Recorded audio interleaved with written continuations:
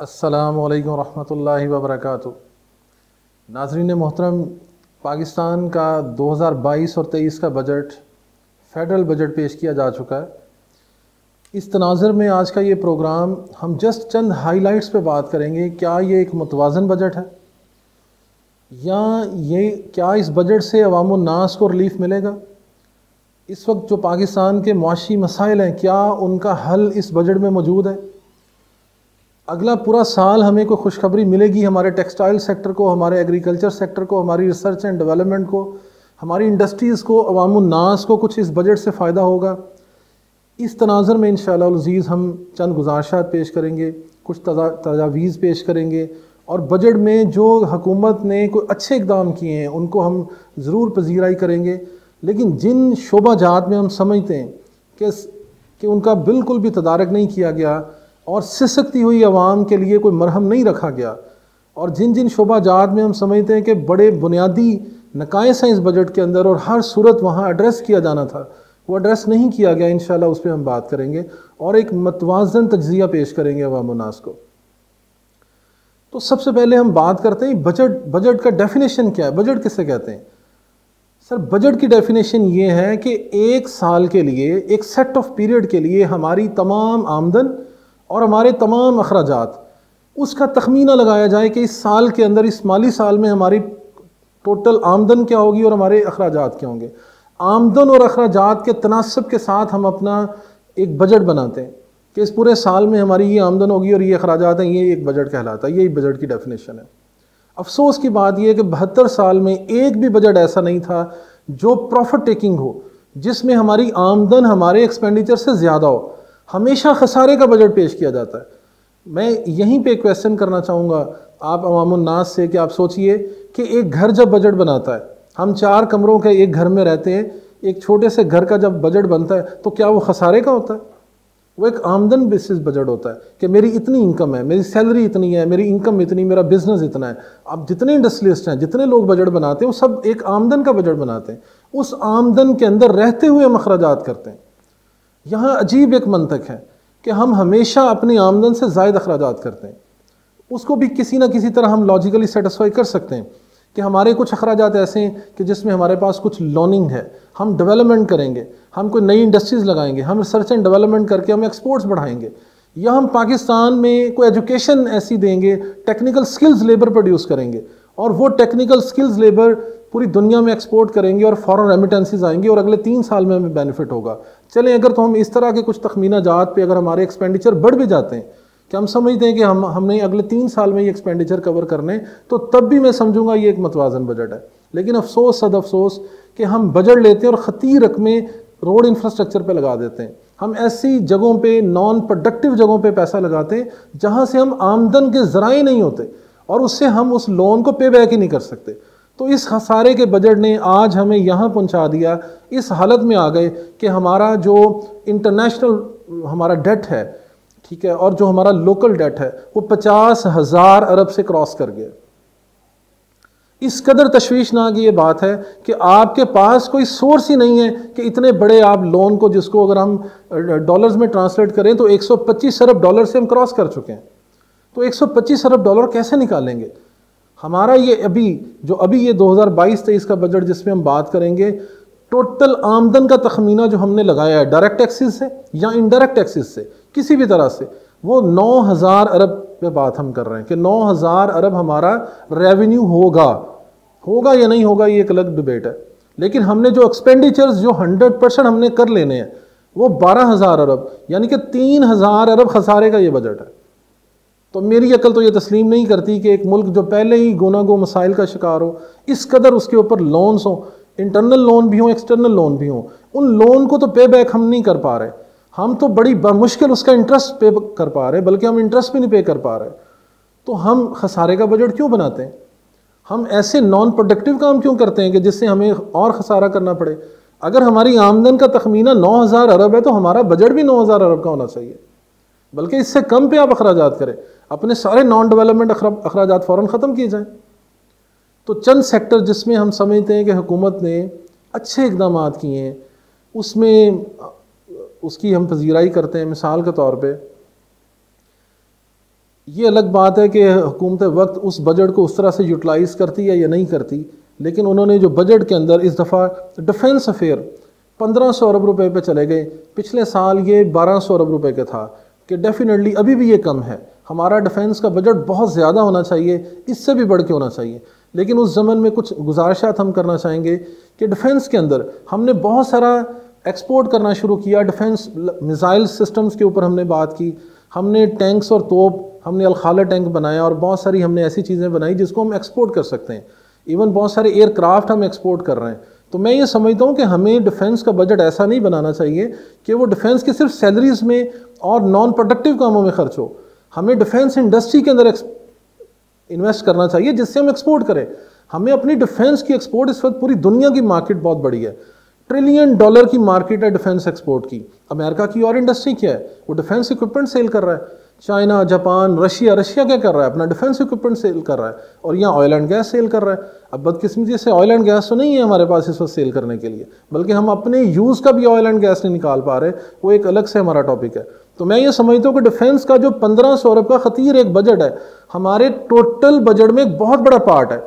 तो भाई उससे हमें डिफेंस इंडस्ट्रीज़ को इम्प्रूव करना चाहिए ताकि हम डिफेंस इक्विपमेंट एक्सपोर्ट कर सकें। अभी यूक्रेन जंग के बाद पूरा यूरोप जो है वो डिफेंस के इक्विपमेंट को देख रहा है, तो हमें डिफेंस इक्विपमेंट बाहर बेचना चाहिए। इससे हमारा क्या होगा कि डिफेंस के ऊपर हमारा दबाव कम होगा, उस बजट पे दबाव कम होगा, हमारी अपनी आमदन बढ़ेगी। सेकंड नंबर पे जहां बहुत ज़्यादा मैं समझता हूं कि बहुत ज़्यादा गवर्नमेंट ने इसको कट किया है कि पिछले साल में हमारा जो एजुकेशन का बजट था वो 154 अरब रुपए था। अगर हम 240 मिलियन 24 करोड़ पॉपुलेशन देखें तो वो भी बहुत कम है, लेकिन इसके बावजूद 154 अरब एक आप कह सकते हैं एक मुनासिब बजट था, जिसको इस गवर्नमेंट ने कट करके उसको 90 अरब पे ले आए हैं। तो जब आप यूनिवर्सिटीज़ पे खर्च नहीं करेंगे, आप स्किल डेवलपमेंट पे खर्च नहीं करेंगे, आप आवाम का मेयार ज़िंदगी बढ़ाने के लिए, बेहतर करने के लिए आप एजुकेशन पे खर्च नहीं करेंगे, आप नई जहत जो है उसको इंट्रोड्यूस नहीं करेंगे, अपने ब्यूरोक्रेट्स को, सिविल सर्वेंट्स को आप ट्रेन नहीं करेंगे, आप ट्रेनिंग को इम्प्रूव नहीं करेंगे, अपनी लेबर को एक्सपोर्ट नहीं करेंगे, एजुकेशन को आम नहीं करेंगे, आप यूनिवर्सिटीज़ नहीं बनाएंगे जहां यूनिवर्सिटीज़ की ज़रूरत है, तो ये 90 अरब रुपया तो आपके टोटल 12,000 के बजट के अंदर सिर्फ 90 अरब रुपया एजुकेशन, मैं ये समझता हूँ ये एक इंतहाई नामुनासिब बात है और गवर्नमेंट को इसको रिवाइज़ करना चाहिए। बल्कि 154 अरब के मुकाबले में इसको डबल करना चाहिए था। हमें 300 से 400 अरब रुपया अपनी एजुकेशन के ऊपर रखना चाहिए। एजुकेशन फॉर ऑल होनी चाहिए, एजुकेशन एक फ्री इंडस्ट्री होनी चाहिए इसमें। बल्कि मैं समझता हूँ कि जो प्राइवेट मालकान हैं यूनिवर्सिटीज़, जो प्राइवेट यूनिवर्सिटीज़ हैं, स्कूल हैं, इसको गवर्नमेंट के अंडर चलना चाहिए। एक ऐसी अम्ब्रेला जिसको गवर्नमेंट सब्सिडाइज कर रही हो, और आपका एजुकेशन का हक हर बंदे का फ्री हक होना चाहिए। अगर एक मजदूर एजुकेशन नहीं ले पा रहा, उसके बच्चे एजुकेशन नहीं ले पा रहे, तो ये रियासत की जिम्मेदारी है, ये एक बुनियादी जिम्मेदारी के अंदर आता है कि आप उसको एजुकेट करें, और एजुकेशन के बगैर हमारा कोई मुस्तकबिल नहीं है। ये बात बिल्कुल रोज़े रोशन की तरह है यहाँ। और जस्ट अगर हम 90 अरब रुपए से एजुकेशन रखेंगे तो हमारे मुल्क का मुस्तकबिल क्या होगा कि हम सिर्फ यही जो इस वक्त हो रहा है कि कर्ज़ पे कर्ज़ लेंगे, वो कर्ज़ खर्च करेंगे, और आने वाली गवर्नमेंट भी वो कर्ज़ लेके ही पुराना कर्ज़ देंगी, और एक वक्त आएगा खाक में बंधन कि वो हम बिल्कुल डिफ़ॉल्ट करने के ऑलरेडी करीब हैं, तो हमें डिफ़ॉल्ट करने से कोई बचा नहीं सकेगा।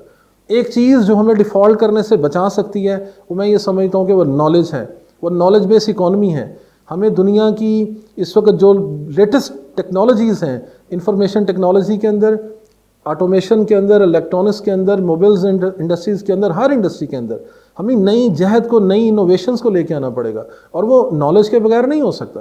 तो नॉलेज बेस्ड इकॉनमी एक बहुत बड़ा हल है इस बहरान को, इस मुल्क को बहरानों से निकालने के लिए। तो नॉलेज बेस्ड इकॉनमी ये है कि हम ट्रेडिशनल इकॉनमी से बाहर आ जाएं।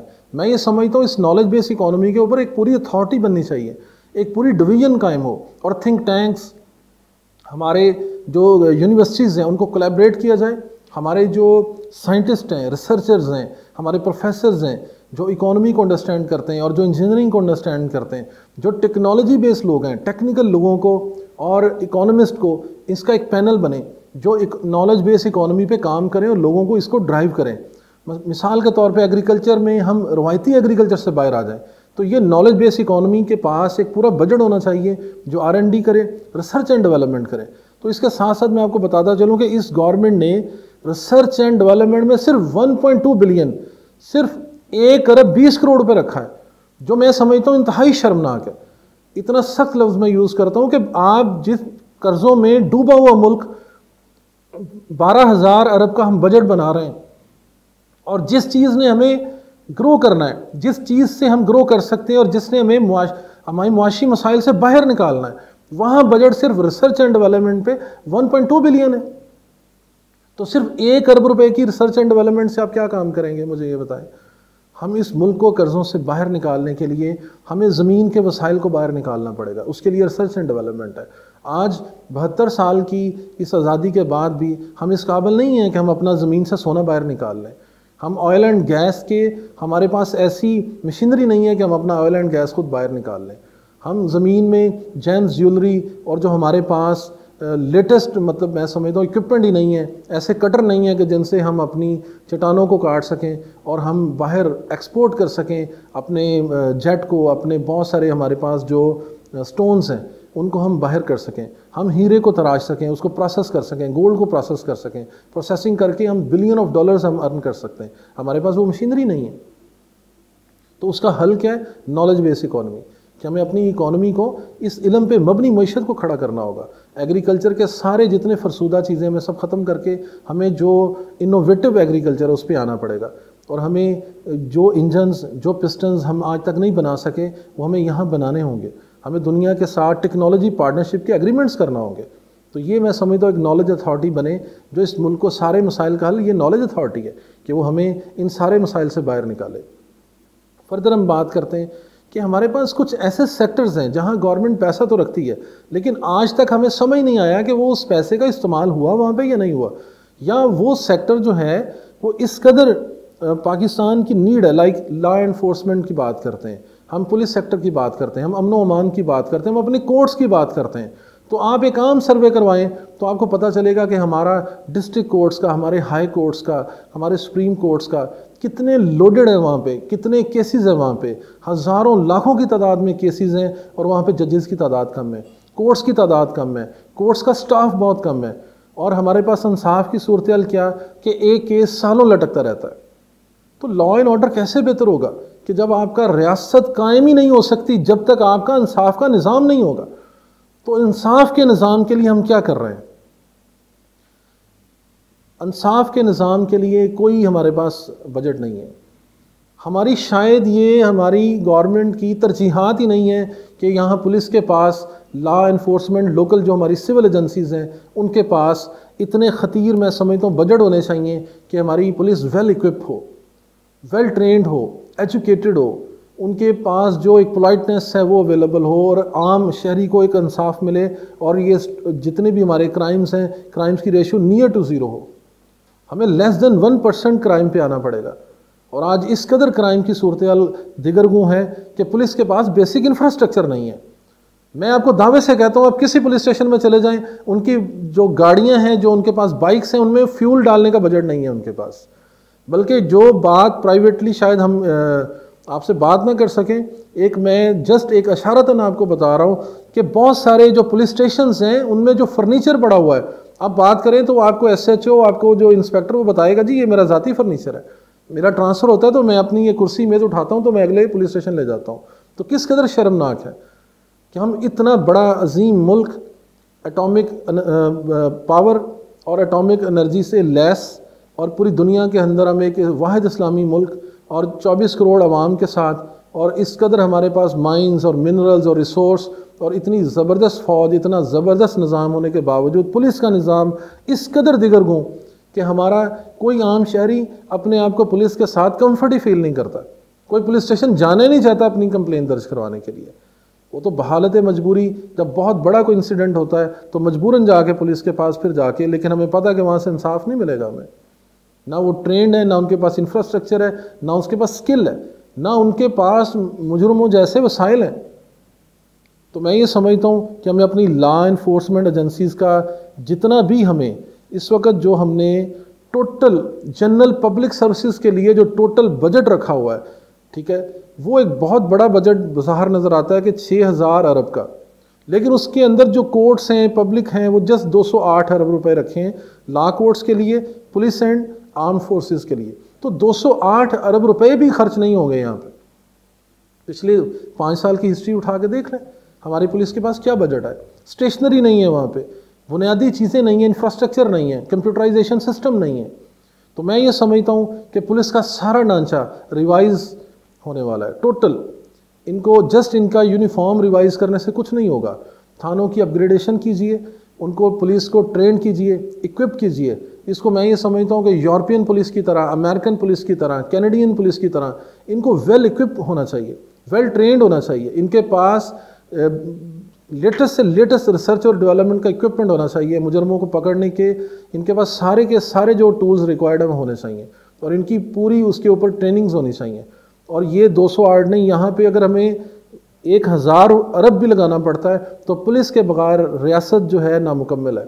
आपकी अगर आपके यहाँ पे अदलिया नहीं है और आपके पास अदलिया का पूरा निज़ाम नहीं है और एक केस आज करते हैं और आप 10 साल बाद उसका फैसला होता है, तो मैं समझता हूँ ये सारा सिस्टम कोलैप्स है। जब तक रियासत इंसाफ के लिए अदालतों को खड़ा नहीं करेगी, हम कभी कौम नहीं बन सकते। तो कौम बनने के लिए हमें सबसे ज़्यादा बजट सबसे पहले अपने इंटरनल सिविल इंफ्रास्ट्रक्चर पे, लॉ एनफोर्समेंट पे लगाना चाहिए, ताकि हर शहरी अमन से सो सके, चैन से रह सके, उसको उसकी फैमिली को किसी भी तरह का फियर ना हो। वो तनहा रात जितने बजे उनका दिल करे वो पाकिस्तान की सड़कों पे जाएं और अपना जो उनके मामलात हैं वो करें, किसी अजीज़ की तरफ जाएं, किसी सफ़र पे जाएं। उन्हें पाकिस्तान की बाउंड्री के अंदर कोई ख़तरा नहीं होना चाहिए, किसी किस्म का भी ख़तरा नहीं होना चाहिए। फिर आप समझेंगे कि पाकिस्तान एक कामयाब रियासत है और रियासत की तरह बिहेव कर रही है। तो आखिर में चंद गुजारिशात, मैं ये समझता हूँ कि हमें सबसे ज़्यादा बजट अपनी लॉ एनफोर्समेंट एजेंसीज़ पे और हमें अपनी सिविल कोर्ट्स पे लगाना चाहिए। उसके बाद हमें अपना डिफेंस का बजट बढ़ाना चाहिए, डिफेंस का इक्विपमेंट हमें एक्सपोर्ट करना चाहिए। तीसरे नंबर पे एजुकेशन, एजुकेशन के बगैर हम कुछ नहीं कर सकते। अगर हमारे पास इल्म नहीं होगा हम दुनिया में बहुत पीछे रह जाएंगे। हमने लास्ट में एक प्रोग्राम किया था जिसमें हमने बात की कि 5 मिलियन लोगों को आईटी की ट्रेनिंग देनी पड़ेगी। ये एक बहुत, मैं समझता हूँ, शॉर्टकट वे है अपनी कौम को बिलियन ऑफ डॉलर्स जनरेट करके देने का और फ़ौरन एक्सपोर्ट करने का। तो 3 से 6 माह की ट्रेनिंग के लिए आईटी के लिए बहुत, मैं समझता हूँ, बजट ना होने के बराबर है। जब हमारे पास रिसर्च एंड डेवलपमेंट का बजट नहीं है, एजुकेशन का बजट नहीं है, तो आईटी इंफ्रास्ट्रक्चर का बजट कहाँ से आएगा। तो हमें आईटी का इंफ्रास्ट्रक्चर डेवलप करना होगा। दुनिया के बड़े बड़े डेटा सेंटर्स जो हैं हमें यहाँ बनाने पड़ेंगे, ताकि ओरेकल बेस्ड जितनी भी एप्लीकेशंस हैं, Microsoft Great Plains based application है, दुनिया का डेटाबेस हमारे पास होना चाहिए। हम यहाँ पे उनको होस्ट करें। और ये आईटी के लोग समझते हैं कि बड़ी बड़ी कंपनीज़ का डेटा यहाँ होस्ट करने का मतलब बिलियन ऑफ डॉलर्स हैं, हज़ारों जॉब प्रोड्यूस होंगी। और वो 5 मिलियन जो हम आईटी एक्सपर्ट्स की बात कर रहे हैं, वो क्या करेंगे कि आपको सोशल मीडिया के ज़रिए, फायरवर्क्स के ज़रिए, फाइबर के ज़रिए और बहुत सारे हमारे पास टूल्स और टेक्नोलॉजीज़ हैं जिनसे हम बिलियन ऑफ डॉलर्स हम अर्न कर सकते हैं। अल्लाह पाकिस्तान का हामी नासिर हो। पाकिस्तान पाइंदाबाद।